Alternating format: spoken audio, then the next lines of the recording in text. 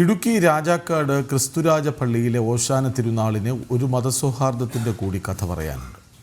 ഓശാന ദിനത്തിൽ ആവശ്യമായ മുഴുവൻ കുരുത്തോലകളും എത്തിക്കുന്നത് ഹിന്ദുമത വിശ്വാസിയായ ഓണംപാറയിൽ മോഹനൻ ആണ്.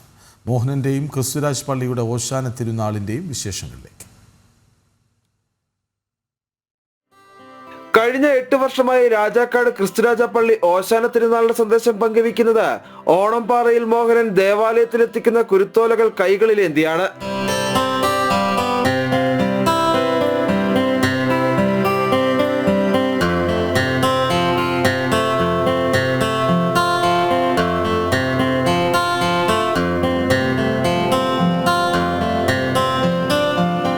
വർഷങ്ങൾക്ക് മുമ്പ് രാജാക്കാട് ഉൾപ്പെടുന്ന ഹൈറേഞ്ച് മേഖലയിൽ തെങ്ങുകൾക്ക് വിവിധ രോഗം ബാധിച്ചപ്പോൾ കുരുത്തോല ശേഖരണം പ്രതിസന്ധിയിലായി.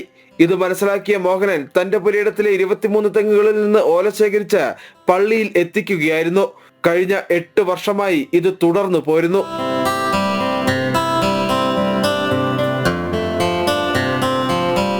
ഈ വർഷം നമ്മൾ കുരുത്തോല പെരുന്നാളിനുള്ള ഓല 8ാമത്തെ വർഷമാണ് നമ്മൾ കൊടുക്കുന്നത്.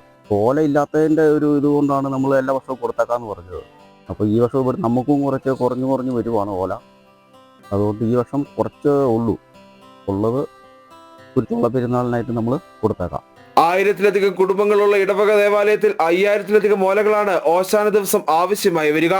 ടൗൺ ദേവാലയമായതിനാൽ സമീപ ഇടവകകളിൽ നിന്നും വിശ്വാസികൾ എത്തും.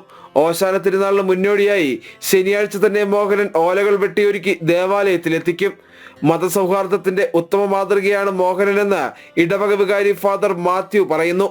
ഇത് വിവിധ മതവിഭാഗങ്ങളിൽപ്പെട്ട ആളുകൾ അവരുടെ ആഘോഷ പരിപാടികളിൽ പരസ്പരം സഹകരിച്ചും പ്രോത്സാഹിപ്പിച്ചും മനുഷ്യരെല്ലാവരും സ്നേഹത്തിലും സഹവർത്തിത്വത്തിലും സഹിഷ്ണുതയിലും കരുതലിലും സ്നേഹത്തിലും ജീവിക്കണം എന്നുള്ള കാര്യം വീണ്ടും തങ്ങളുടെ മനസ്സുകളിൽ ഓർമ്മപ്പെടുത്തിക്കൊണ്ട് സ്ഥായിയായിട്ടുള്ള ഒരു ജീവിതശൈലി രൂപപ്പെടുത്താനായിട്ട് പരിശ്രമിക്കുകയും ചെയ്യണം. അതിൻ്റെ ഒരു സജീവമായുള്ള ഭാഗഭാഗിത്വമാണ് ശ്രീ മോഹനൻ്റെ ഭാഗത്തു നിന്നും ഈ 8ാം വർഷവും ഉണ്ടായിരിക്കുന്നത് എന്നുള്ളത് വളരെ അഭിനന്ദനാർഹമായിട്ടുള്ള കാര്യമാണ്.